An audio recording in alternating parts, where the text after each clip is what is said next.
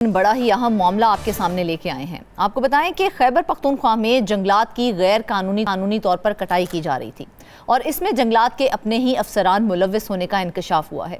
सूबाई हुकूमत ने 72 एहलकारों के खिलाफ कार्रवाई की सिफारिश कर दी है, जबकि दूसरी तरफ महकमा जंगलात में हलचल मच गई है और मजीद इस कार्रवाई को दबाने की कोशिश भी की जा रही है। इस सारे मामले में तफसीलात जान लेते हैं पेशावर मुमताज़ बंगई से। मुमताज़,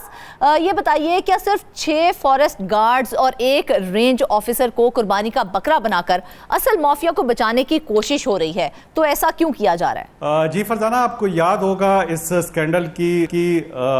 का जो इंकशाफ था वो हमने इसी प्रोग्राम में चंद माह पहले कर दिया था, जिसके बाद हुकूमत हरकत में आ गई थी और बाकायदा तौर पर इंक्वायरी का हुक्म दिया गया था।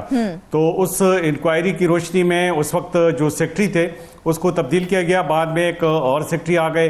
तो उस सेक्रेटरी के बारे में ये बताया जा रहा है कि चूँकि उस वक्त निगरान हुकूमत का दौर था, तो निगरान वज़ीर आज़म और निगरान वज़ीर आला और जो सेक्रेटरी फॉरेस्ट थे वो चूँकि भाई थे, तो इसलिए इस दौरान ये जो कटाई का जो सिलसिला था ये शुरू हो गया था। कोई पूछने वाला उस वक्त नहीं था। तो इसमें अब हाल ही में जो डेवलपमेंट हुई है इस खबर की रोशनी में वो ये है कि 72 एहलकारों के खिलाफ कार्रवाई की सिफारिश की गई है। यानी 72 ऐसे मुलाजिमीन हैं फॉरेस्ट के जो जंगलात की बेदरग कटाई में बराह रास्त मुलव्विस पाए गए हैं और उनके खिलाफ कार्रवाई की सिफारिश की गई है। बाकायदा तौर पे महकमा एंटी करप्शन को भी कहा गया है कि उनके खिलाफ कार्रवाई करें और बाकायदा तौर पे ड्राफ्ट चार्जशीट भी तैयार कर ली गई है। लेकिन अब जो अहम चीज़ है वो ये है कि इब्तिदाई तौर पर जिस तरह आपने कहा कि चीफ फॉरेस्ट गार्ड और एक रेंजर ऑफिसर जो है उसके खिलाफ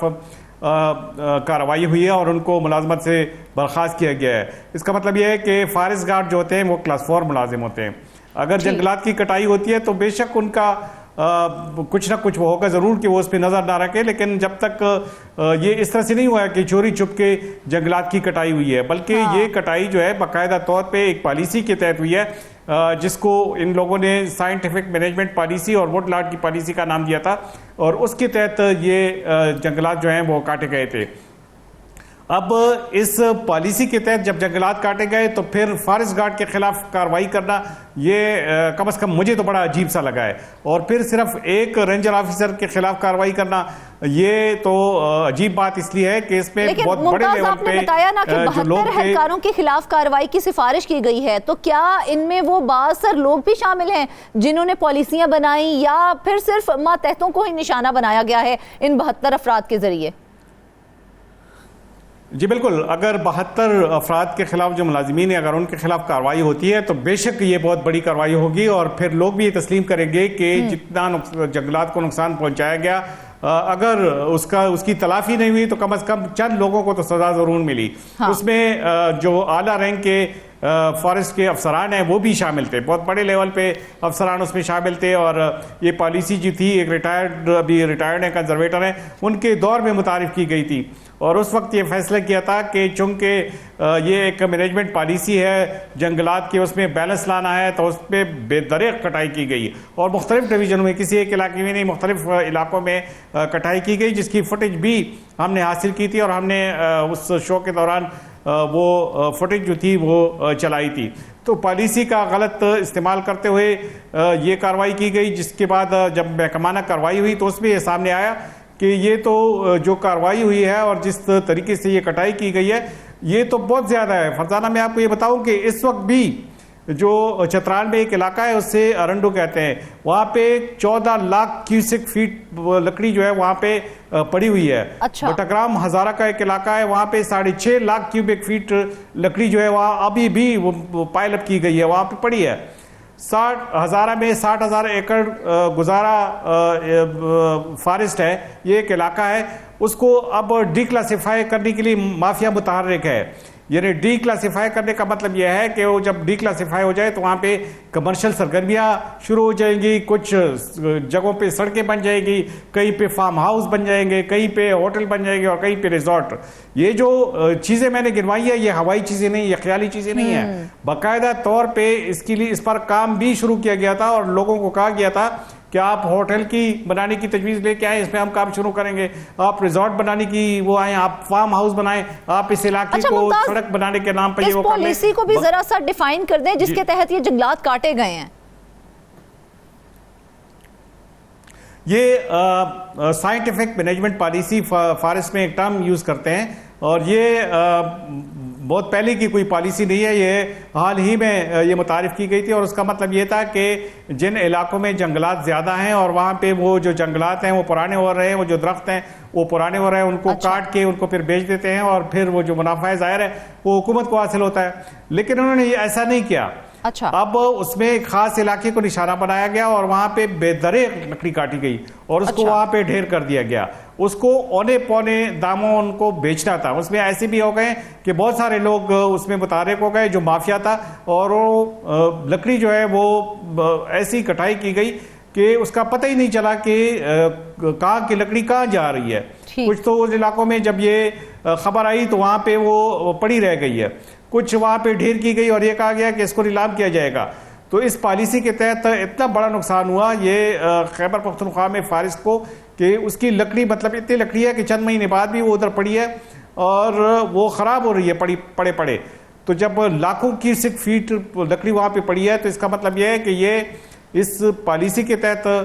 इन दरख्तों को काटा गया था, जो किसी तौर भी न तो फॉरेस्ट के मफाद में था न हुकूमत के मफाद में था, बल्कि इसका मकसद यही था कि एक माफिया को फ़ायदा पहुंचाया जाए। उस माफिया में बहुत बड़े बड़े हाथ थे, फॉरेस्ट अफसरान और फॉरेस्ट के एहलकारों के अलावा उसके पीछे भी लोग थे जो असल लोग थे, जो करोड़ों अरबों रुपए इसमें कमा रहे थे। तो अब अगरचे इसको महज इत्तेफाक ही लें कि साबिक सेक्रेटरी जंगलात का भाई उस वक्त निगरान वजीर आला था जब हार्वेस्टिंग ऑपरेशन के नाम पर जंगलात का सफाया किया गया है? नहीं, ये इत्तेफाक इसलिए नहीं था कि वो सेक्रेटरी जो था, इसमें कोई शक नहीं है कि वो गुज़श्ता कई बरसों से वो जंगलात ही के महकमे में वो सेक्रेटरी रहा था, और सिर्फ जिस तरह से वो सेक्रेटरी बदलते रहते हैं उसकी तब्दीली काफ़ी अरसे से उसको ट्रांसफ़र नहीं किया गया था। लेकिन जब उसका भाई निगरान वज़ीर आला आया तो उस वक्त ये पॉलिसी भी सामने आई और उस वक्त ये जो कटाई थी ये भी सामने आई। उस वक्त इंक्वायरी हुई, न किसी ने ये पूछा कि ये जंगलात, ये जो साइंटिफिक पॉलिसी है वुडलैंड के नाम पे काटा जा रहा है, इसकी जस्टिफिकेशन क्या है। तो उस वक्त उस सेक्रेटरी को तब्दील किया गया। लेकिन ये मसले का हल इसलिए नहीं था कि जो लोग उसके पीछे मुतहर्रिक थे, चाहिए था कि वही सेक्रेटरी उसके खिलाफ कार्रवाई करता, क्योंकि उसे तो सब पता था कि जो पॉलिसी अपनाई गई है तो उस पॉलिसी से कौन गलत फ़ायदा उठा रहा है। तो इसमें सबसे जो आम चीज़ है वो ये है कि जब नए सेक्रेटरी आए तो उन्होंने इंक्वायरी का आगाज़ कर दिया और जो लॉबीज़ मुतहर्रिक थे उनको चुप रखने की कोशिश की गई, मगर प्रेशर इतना ज़्यादा था कि एक चीफ कंजर्वेटर इस प्रेशर का मुकाबला करने की बजाय उन्होंने 4 महीने रुख्सत की दरख्वास्त दी थी। तो इसका मतलब यह है कि वो लॉबीज इतनी पावरफुल है कि वो इसके सामने रुक नहीं सकता था। उस वक्त बड़ा माफिया जो था